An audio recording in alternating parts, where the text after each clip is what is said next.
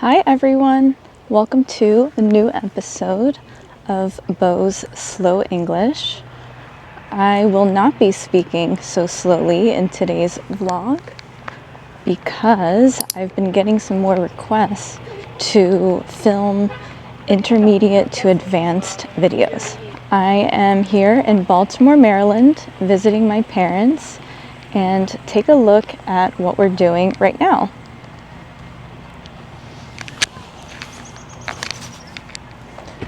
We are at Sherwood Gardens. I've never been here before. I think it is a newer garden. We are near a university called Loyola. Look at these historic homes. Aren't they pretty? Lots of greenery, lots of nature. I'm gonna follow my parents, see where they're going. It must be tulip season. Do you know what tulips are? They're these flowers. How cute are my parents? My mom's friend at church told her to come here. And this garden is on the way to the Inner Harbor, which is where we're staying tonight before I head out to the airport tomorrow. Look at all of these bumblebees. Can you see them swarming around the flowers? My husband is a city boy, and he would probably be freaking out right now if he were near so many bees. We don't see a lot of bees where we live in LA. My mom wants to take a photo. I love when grass is freshly cut in this pattern. I don't know how they do it, how they have these stripes in the lawn. The weather right now is perfect. There's some light clouds in the sky. It's not too sunny. The breeze is moderate, or I should say mild actually. It's about maybe 3 to 5 miles per hour.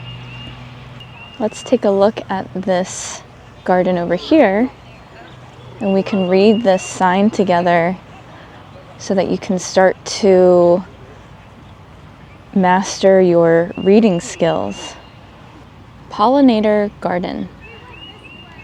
Read along with me. This garden is home for bees, butterflies, and hummingbirds. Transferring pollen from flower to flower, these pollinators help create future plant generations, beautify our gardens, and ensure our food supply. The native plants which form the heart of this garden have existed in their present or similar forms for over 400 years. They provide the best food source for pollinators in the form of nectar and pollen, as well as leaves for caterpillars, which will become butterflies. One way to master a language is not only being able to understand when a native speaker is speaking, but it's also being able to read it. And what I learned when I was learning French is you have to do it all. You have to know how to read, listen, and speak in the language. And I recommend 30 minutes a day. Try to exercise each of these senses every day. Can you hear the birds chirping? You see the various types of trees? Look at that house straight ahead. It looks historic because it is made out of stone. It also probably has some brick. A lot of the homes in Baltimore are made out of brick. If I lived in Baltimore still, I would try to come here every day. I wonder how big this garden is.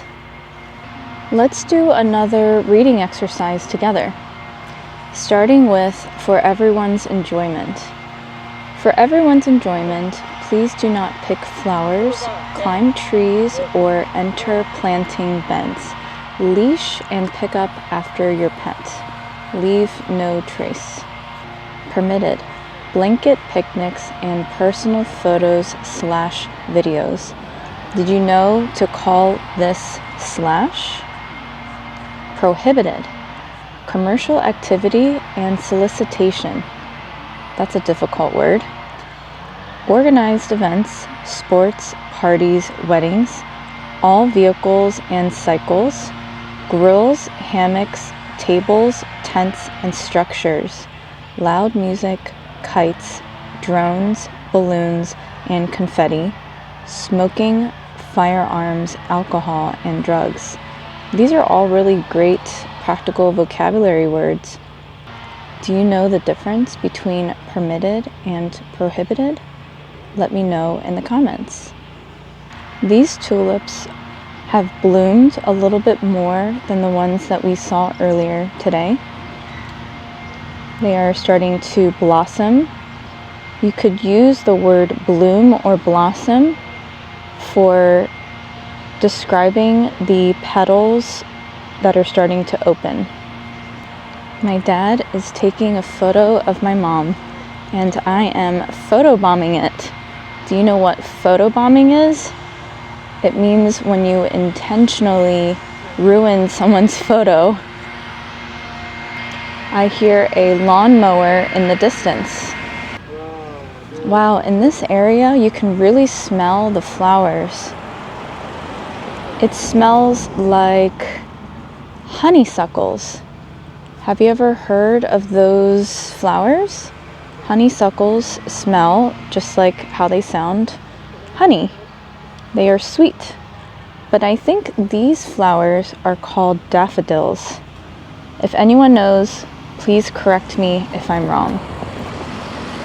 Growing up, I had a lot of friends who lived in this part of Baltimore, and their houses looked like this. They looked like this.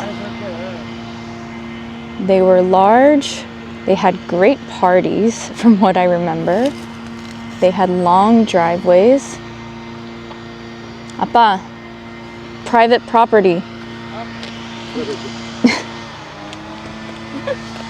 I had to just stop my dad from going into someone's house. Can you tell that I'm not in LA from the scenery? It looks very different, right? Some of these flowers have died, unfortunately. So maybe they were not getting enough water, or maybe they're just older flowers. What I love about nature is that it keeps me in the present moment. Do you understand what I mean when I say the present moment? It means that I'm not thinking about the past and I'm not thinking about the future. I don't have anxiety, which is kind of like stress. I'm not worrying. I'm able to soak in the nature and really appreciate life. What about you? How do you feel when you're out and about in nature? Look how beautifully these tulips are blooming. Oh, look. This one has a little surprise. It must have fell from one of these trees up above. This tulip is as big as the palm of my hand. If I were to guess how large this park is, I would say 3 acres. Do you know what acres are? In your country, do you call a large lot of land acres? I think they just planted this pine tree. It's like a baby pine tree, and it'll grow to be a an adult pine tree, maybe like that one over there. The tulips are nicely lined up along the edge of the park. There's that beautiful house. This is the backyard of the house. And I'm being super creepy right now, trying to check it out. Growing up, I had a lot of grass and land to play on. And unfortunately, I don't have that anymore in LA, but I hope one day I can buy a house with land. That would make my dog happy. Look, I'm being creepy again. Isn't that a cool house? My dad is taking a rest under this tree. He is sitting on a bench. This girl over here is doing some work on her laptop on a blanket. That couple back there is having a picnic. Have you ever heard Americans say, "I'm obsessed"? Well, that's what I was about to say right now. I'm obsessed with this garden. It's an exaggeration saying that you love something. And to be actually obsessed with something, it means that you are always constantly thinking about it. And it's a term that you will probably hear often on TikTok or Instagram. So if you don't already know the term, I am teaching it now. I'm obsessed with this park. I'm gonna wrap up this video. I have to look for a place to eat lunch with my parents. And I hope you enjoyed this lesson, and I hope you learned some new vocabulary. I hope that it was slightly challenging for you to be able to understand me speak in normal speed. Feel free to leave me a comment with future suggestions for my videos. And please like and subscribe to my channel. I will see you guys next time. Bye!